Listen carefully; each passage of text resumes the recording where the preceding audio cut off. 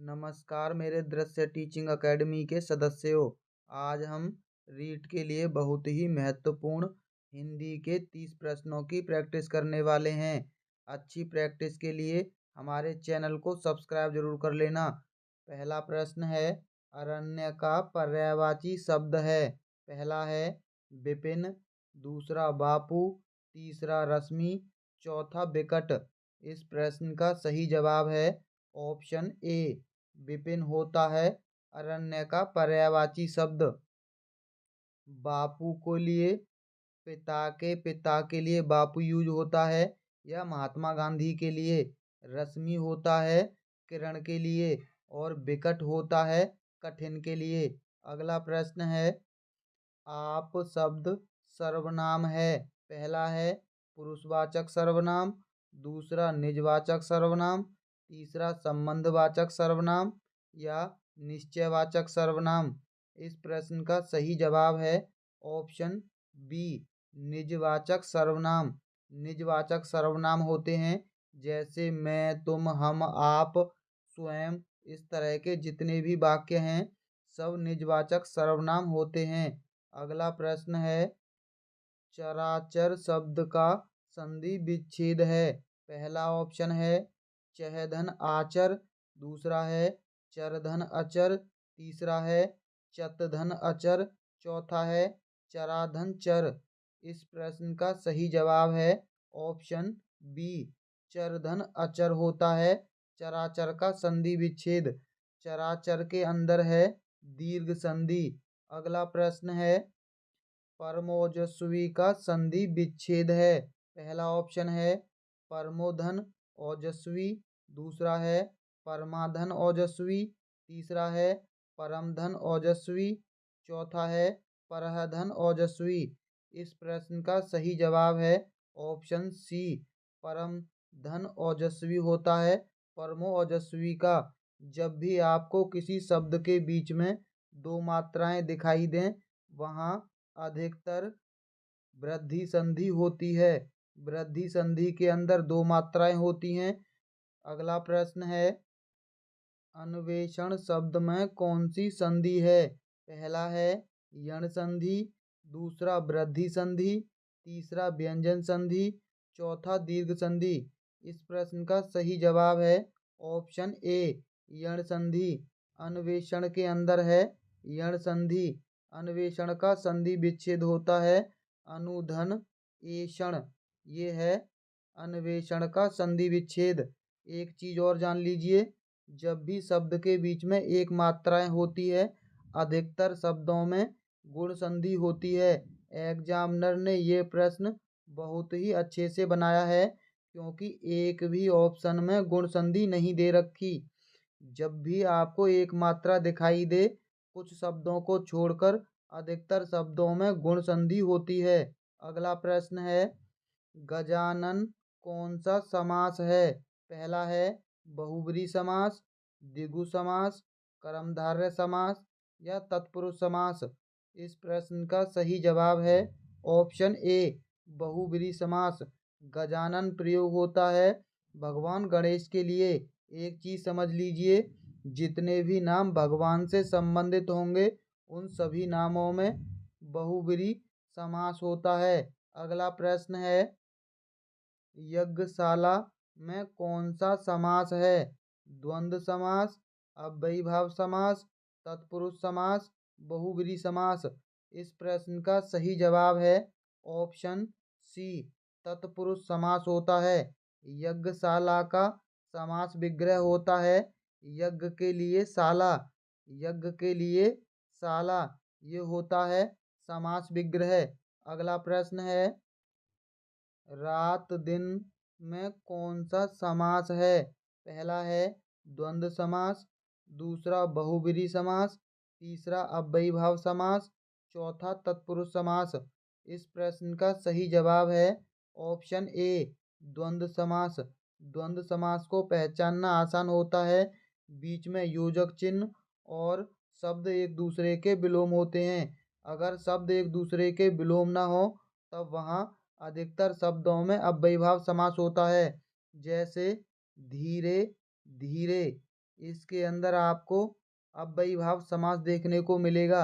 योजक चिन्ह तो इसके बीच में लगा हुआ है, लेकिन ये दोनों शब्द एक दूसरे के विलोम नहीं है, तब यहाँ अव्ययीभाव समास होगा। और अगर एक दूसरे के विलोम है तो वहाँ द्वंद्व समास होगा।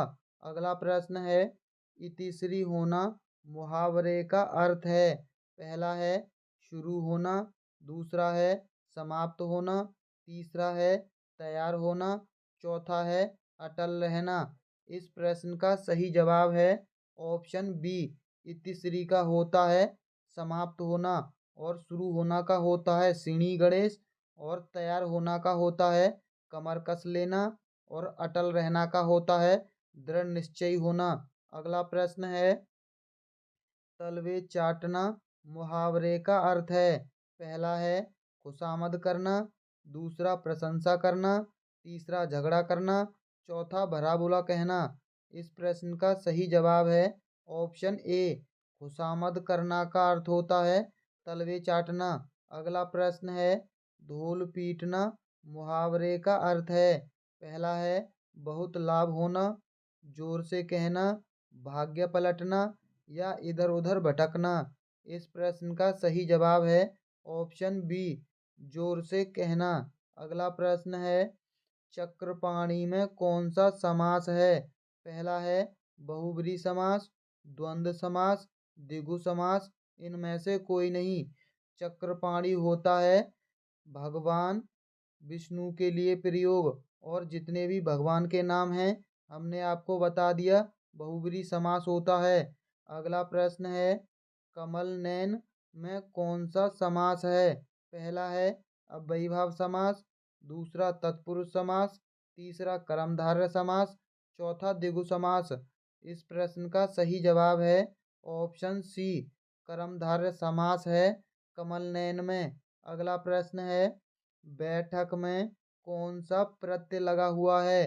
पहला है उक प्रत्यय, का प्रत्यय, अक प्रत्यय, या ऊक प्रत्यय। इस प्रश्न का सही जवाब है ऑप्शन सी, अक प्रत्यय लगा हुआ है बैठक में। प्रश्न नंबर अगला है, हृदय का विशेषण है, यानी हृदय शब्द से बना विशेषण है। पहला है हृदया, हार्दिक, हृदयी, इनमें से कोई नहीं। इस प्रश्न का सही जवाब है ऑप्शन बी, हार्दिक, हृदय से बना विशेषण है हार्दिक। अगला प्रश्न है, कान देना मुहावरे का अर्थ है। पहला है सावधान होना, दूसरा है प्रतीक्षा करना, तीसरा है ध्यान देना, चौथा है बहकाना। इस प्रश्न का सही जवाब है ऑप्शन सी, ध्यान देना। अगला प्रश्न है, जिस पुरुष की स्त्री मर गई हो उसके लिए एक शब्द होगा। पहला है स्त्री विहीन, दूसरा है पत्नी विहीन, तीसरा है विदुर, चौथा है नारी विहीन। इस प्रश्न का सही जवाब है ऑप्शन सी, विदुर। और जिस स्त्री का पति मर जाएगा उसे विधवा कहते हैं। अगला है, नर का विपरीतार्थक शब्द है। पुरुष, व्यक्ति, धनी, नारी। इस प्रश्न का सही जवाब है ऑप्शन डी, नारी। धनी का होता है निर्धन, और पुरुष का होगा स्त्री। अगला प्रश्न है, पत्थर का पर्यायवाची है। पहला है पाषाण, केला, चिक्का, कंकर। इस प्रश्न का सही जवाब है ऑप्शन ए, पाषाण होता है पत्थर का पर्यायवाची। अगला प्रश्न है, उत्कर्ष का विलोम है। पहला है परमोत्कर्ष, दूसरा अपकर्ष, तीसरा विकर्ष, चौथा इनमें से कोई नहीं। इस प्रश्न का सही जवाब है ऑप्शन बी, उत्कर्ष का होता है अपकर्ष। अगला है, इनमें से कौन सा शब्द भाववाचक संज्ञा से बना विशेषण नहीं है। पहला है बुद्धिमान, पापी, लोभी, प्राथमिक। इस प्रश्न का सही जवाब है ऑप्शन डी, प्राथमिक। प्राथमिक भाववाचक संज्ञा से बना विशेषण नहीं है। अगला है, लंबोदर में कौन सा समास है। पहला है बहुब्रीहि समास, अव्ययीभाव समास, तत्पुरुष समास, बहुब्रीहि समास।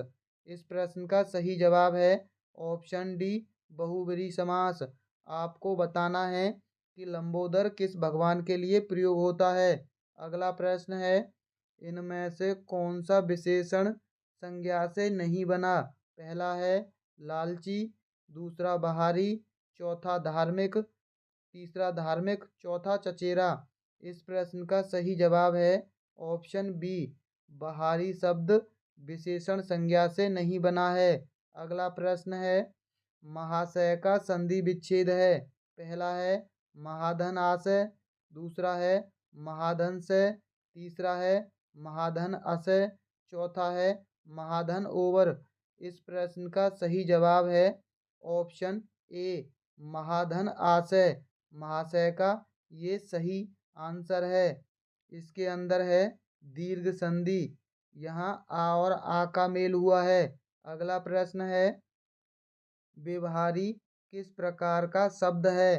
पहला है तत्सम शब्द, दूसरा तद्भव शब्द, तीसरा देशज शब्द, चौथा संकर शब्द। इस प्रश्न का सही जवाब है ऑप्शन ए व्यवहारी शब्द है तत्सम। अगला प्रश्न है, निम्नलिखित में से उपसर्ग रहित शब्द कौन सा है। साथियों, अगर आपने हमारी वीडियो को अभी तक लाइक नहीं किया है तो हमारी वीडियो को लाइक करना मत भूलना। इस प्रश्न का सही जवाब है ऑप्शन बी नित्य। अगला प्रश्न है, लेखक शब्द के अंत में कौन सा प्रत्यय लगा हुआ है। पहला है का प्रत्यय, दूसरा इक प्रत्यय, तीसरा आक प्रत्यय, चौथा अकु प्रत्यय। इस प्रश्न का सही जवाब है ऑप्शन डी अक प्रत्यय लगा हुआ है लेखक के अंदर। अगला प्रश्न है, निम्नलिखित वाक्यों में से किस वाक्य में सर्वनाम का अशुद्ध प्रयोग हुआ है। पहला है वह स्वयं यहाँ नहीं आना चाहती, दूसरा है आपके आग्रह पर मैं दिल्ली आ सकता हूँ, तीसरा है मैं तेरे को एक घड़ी देख लूँगा, चौथा है मुझे इस बैठक की सूचना नहीं थी। इस प्रश्न का सही जवाब है ऑप्शन सी मैं तेरे को एक घड़ी देख लूँगा। ये कथन गलत है। अगला प्रश्न है, कृदंत प्रत्यय किन शब्दों के साथ जुड़ते हैं। संज्ञा के साथ, सर्वनाम के साथ, विशेषण के साथ या क्रिया के साथ। इस प्रश्न का सही जवाब है ऑप्शन डी क्रिया के साथ लगते हैं कृदंत प्रत्यय। अगला प्रश्न है, कौन सा शब्द भाववाचक संज्ञा नहीं है। पहला है मिठाई, चतुराई, लड़ाई, उतराई। इस प्रश्न का सही जवाब है ऑप्शन ए ये भाववाचक संज्ञा नहीं है मिठाई। अगला प्रश्न है, पुत्र का पर्यायवाची है। पहला ऑप्शन है कुमारी, बेटा, पोता, बेटी। इस प्रश्न का सही जवाब आप लोग हमें कमेंट बॉक्स में टाइप करना। और जिन लोगों ने अभी तक वीडियो को लाइक और चैनल को सब्सक्राइब नहीं किया है वो सबसे पहले हमारे चैनल को सब्सक्राइब जरूर कर लें, क्योंकि हम आपके लिए ऐसे ही अच्छी प्रैक्टिस लाते रहेंगे। तो चलिए मिलते हैं बहुत जल्द अगली वीडियो में। वीडियो देखने के लिए बहुत बहुत धन्यवाद।